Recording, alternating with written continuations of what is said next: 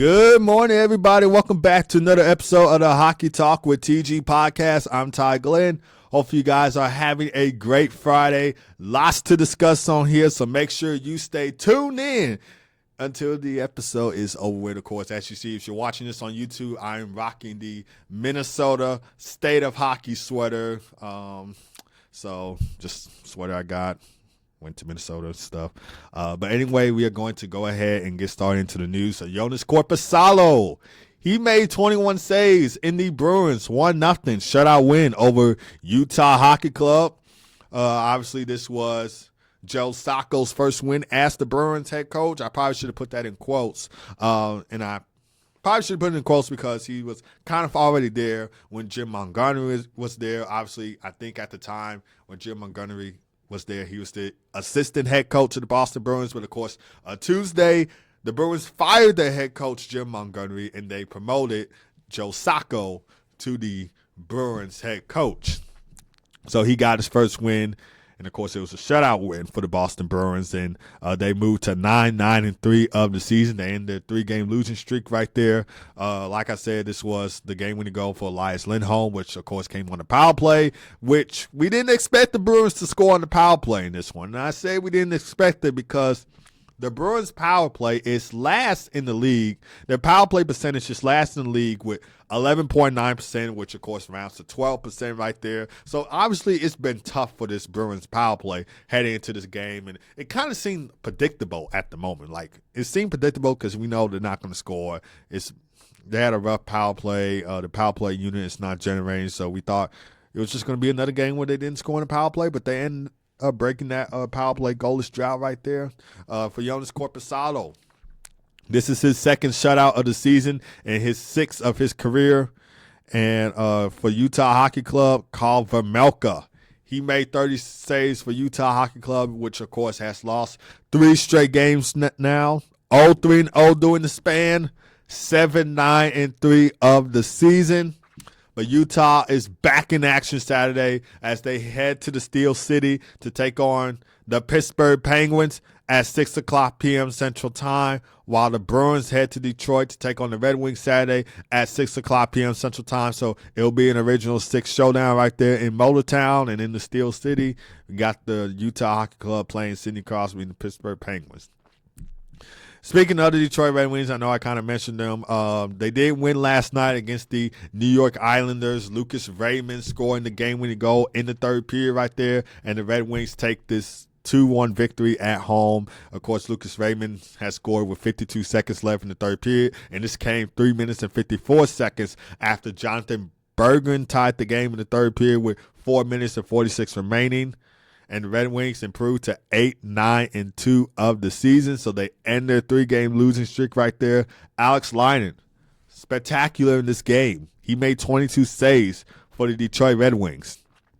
And for the New York Islanders, Simone Holmstrom scored the lone goal for the Islanders in that first period. And Ilya Sorokin made 29 saves in the game. And it's been rough for New York. They have now lost 3 straight games. They're 1-2-2 during their 5-game road trip.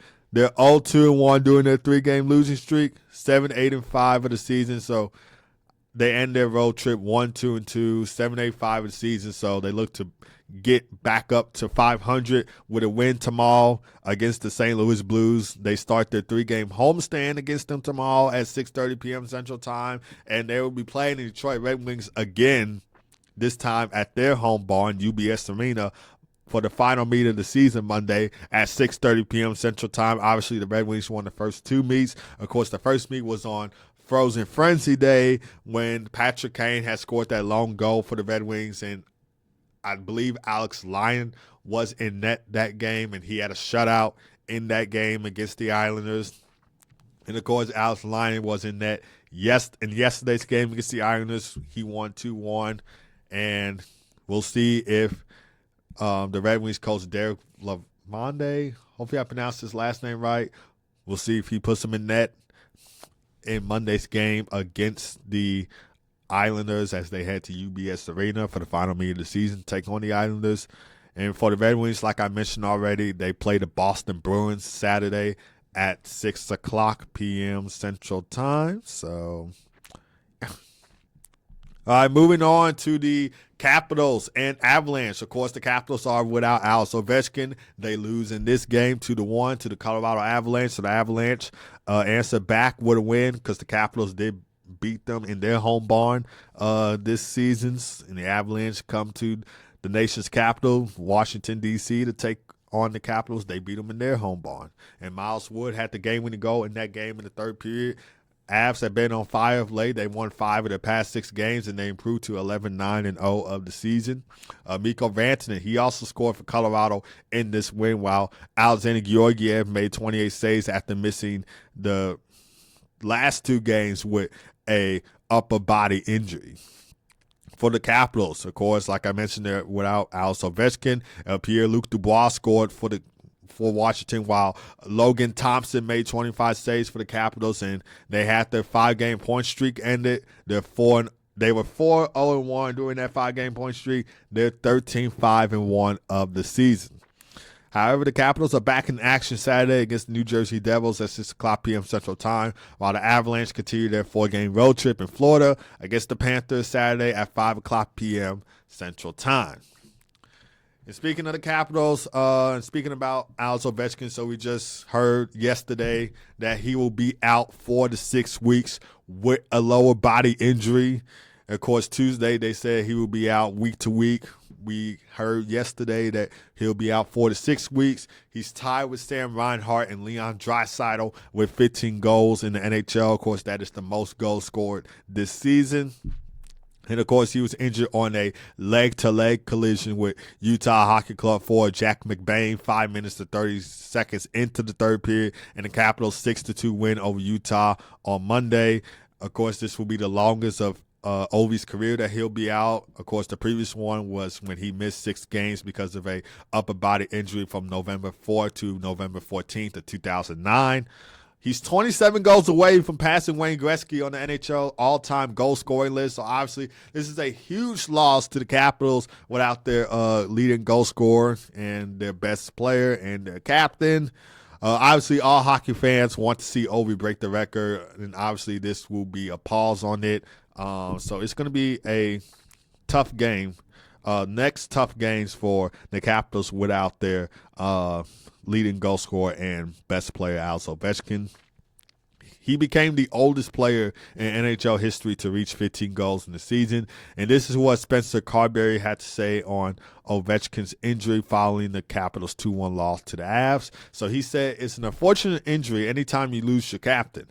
Anytime you lose the player that is having the year that he's having and playing as well as he's been playing. He's such a big part of our team, but okay, he'll be back at some point for us. Now we just need the other guys to do more, and we're going to need everybody, and the coaches included, to do a little bit more as well. So this is what he had to say following the Capitals' 2-1 loss to the Colorado Avalanche. And as you look at these next 5 games for the Capitals, it's going to be tough. But, hey, the Capitals started off the season on a good start. So not too much to worry about if you're a Capitals fan. They started off the season on a good note. Not what I anticipated, but great for Washington. The next 5 games, Saturday, November 23rd, that's tomorrow, against the New Jersey Devils. Of course, the Devils are coming off of a win yesterday over the Carolina Hurricanes, Metropolitan Division showdown right there. And then Monday, they head to Florida to take on the defending Stanley Cup champion Florida Panthers. And then Wednesday, November 27th, they head to Tampa Bay. So a Florida 2-game road trip right there against the Panthers. And then Wednesday against the Lightning, which, of course, will be a TNT game. Friday, November 29th, they face the Islanders at home, so another Metropolitan Division showdown. They'll be playing a back-to-back set then, so Friday, November 29th, next Friday, they'll take on the New York Islanders at home, and then next Saturday, November 30th, they'll head to New Jersey to take on the Devils. So they'll be playing the Devils twice in that 5-game span right there. So that's going to be interesting to see. Obviously, good teams during these next 5 games. The Islanders, they're kind of solid, still trying to find their way. But Devils, Panthers, Lightning, those are really good teams that they'll be playing during these next 5 games. All right, moving on to the Lightning and Blue Jackets game. This was a goal-scoring affair as the Blue Jackets pulled away with a 7-6 overtime win over the Tampa Bay Lightning. And Zach Werenski, he had a 5-point night, 2 goals, 3 assists for 5 points tonight. Of course, one of his goals was the overtime game winner in that game, and his 5 points set the record for most in a game by a defenseman in Blue Jackets franchise history. And so the Blue Jackets moved to 8-9-2 of the season following that superb and that unreal 7-6 overtime win over the Tampa Bay Lightning. Sean Monahan, he had a goal and 3 assists in that game. Kent Johnson scored twice in his return. Obviously, he missed the previous 14 games due to a shoulder injury. And Elvis Merzlikins, he had a great game. Both of these goalies, of course, was solid despite all the goals they were letting in against. But it was kind of solid. He made 24 saves in this game for the Lightning. It was a milestone night for Nikita Kucherov, notching 900 career points. Obviously, he has 902 in his career now, but he had reached the 900-point plateau in the loss. So, milestone night for Nikita Kucherov. He had 3 assists in the game to reach that 900 plateau. Like I mentioned already, he has 902 points, so 331 goals, 571 assists for 902 points in 743 games played this season for Nikita Kucherov. And in this season alone, he has 29 points in 18 games played, so 11 goals, 18 assists for 29 points in 18 games played this season. Anthony Cirelli, Brandon Hagel, Mitchell Shafee, and Kanagiki each had a goal and assist, so 2.9 right there, while Jonas Johansson made 36 saves in the loss, and the Lightning's 3-game winning streak ended. They're now 10-6-2 of the season. However, they return home to start a 3-game homestand against the Dallas Stars Saturday at 6 o'clock p.m. Central Time. While the Blue Jackets, they continue their 4-game homestand against the Carolina Hurricanes Saturday at 6 o'clock p.m. Central Time. So it will be a Metropolitan Division showdown right there. Moving on to the Sharks and Blues game. So Yaroslav Askarov, not a good night for him. He made 29 saves in the Sharks' 3-2 shootout loss to the St. Louis Blues Thursday. So obviously the Blues are 2-0 against the Sharks this season. And Askarov, he was traded to the Sharks by the Predators on August 23rd. So, and he was doing really great in the AHL for San Jose Barracuda.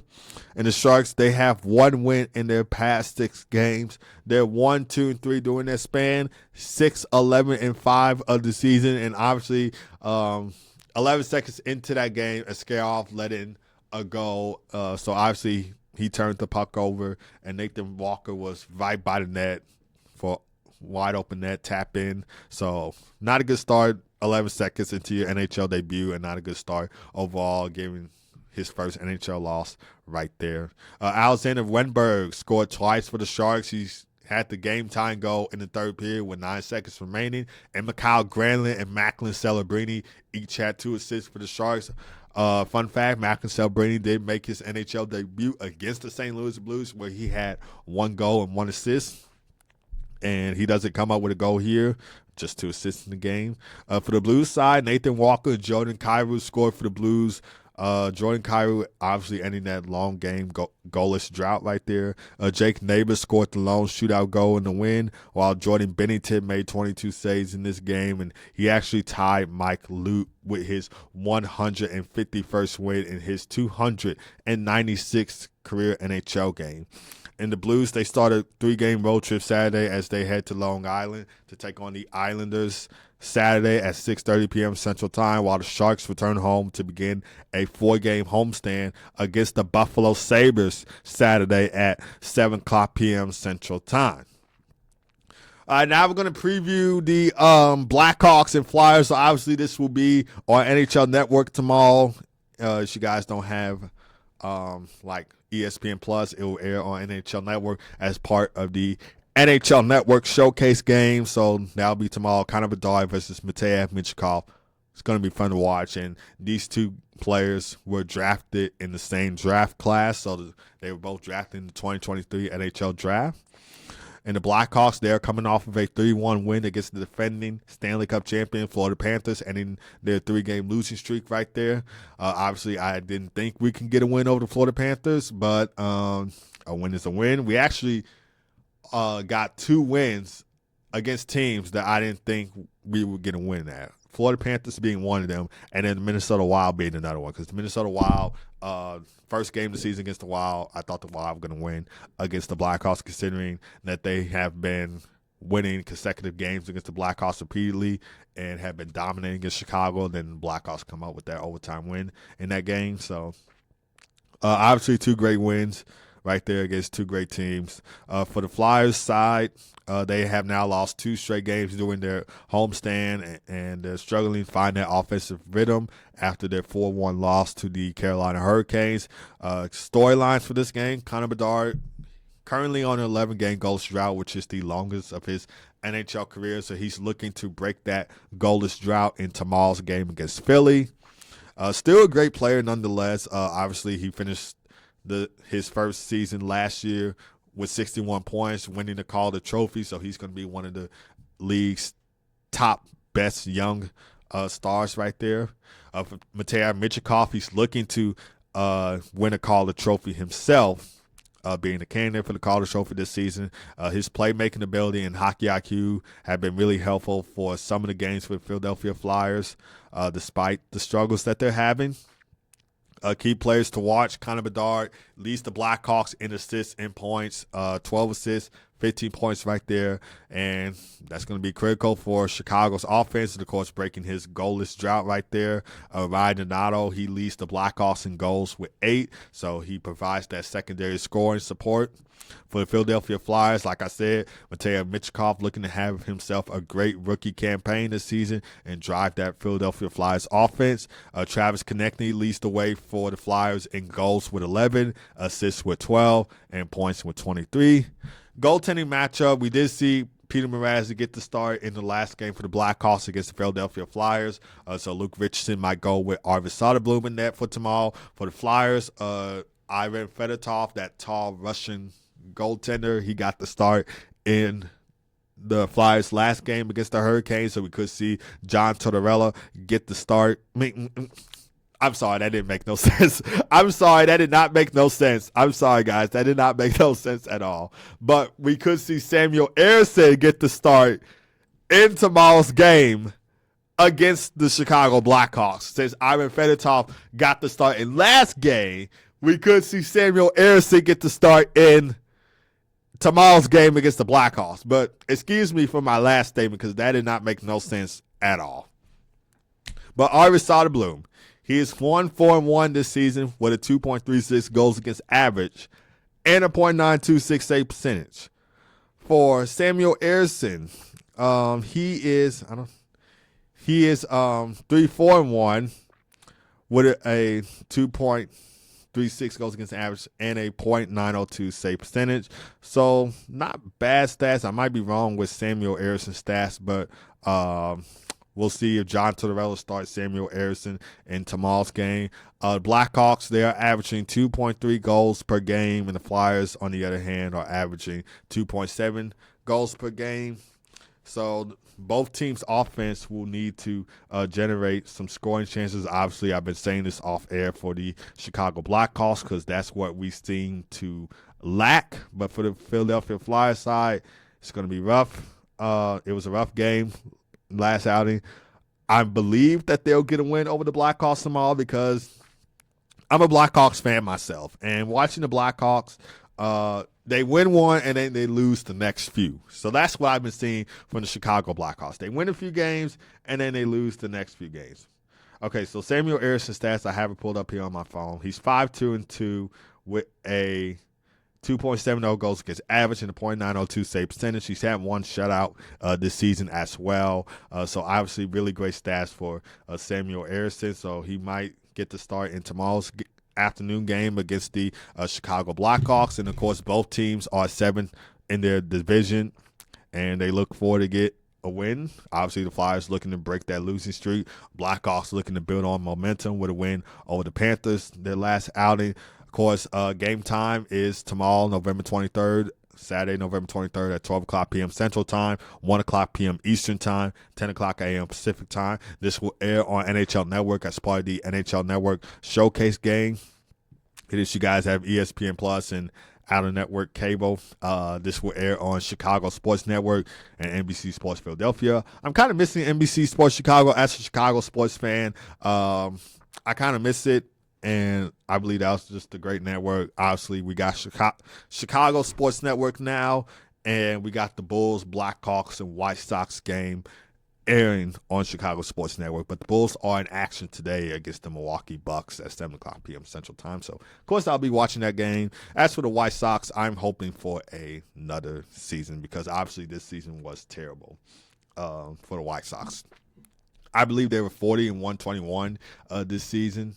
So, obviously, worst season for the White Sox. But anyway, enough talking about Chicago sports. We're going to get back to the hockey topic. So, NHL games on the slate for today. There's only 2 games coming on today, so not really that much hockey going on. It will be the Winnipeg Jets taking on the Pittsburgh Penguins at 6 o'clock p.m. Central Time. This will air on NHL Network, followed by the Buffalo Sabres taking on the Anaheim Ducks at 9 o'clock p.m. Central Time. So the Sabres, their last game was a 1-0 shutout win over the LA Kings. And, of course, the Ducks' last game was a 3-2 win over the Chicago Blackhawks on the road. So both teams heading into this one coming off of wins. They look to build on that in this game tonight. 5 games on the slate for Hockey Night in Canada because I know every hockey fan, whether you're Canadian or not, is always tuned into Hockey Night in Canada. Obviously, I'm American, and I love watching Hockey Night in Canada. Love watching it as a kid. Love watching it now. So, of course, I'm always tuned into Hockey Night in Canada. So, it'll be the Minnesota Wild taking on the Calgary Flames at 3 o'clock p.m. Central Time. Followed by the VGK Vegas Golden Knights taking on the Montreal Canadiens at 6 o'clock p.m. Central Time. This will air on NHL Network for U.S. residents.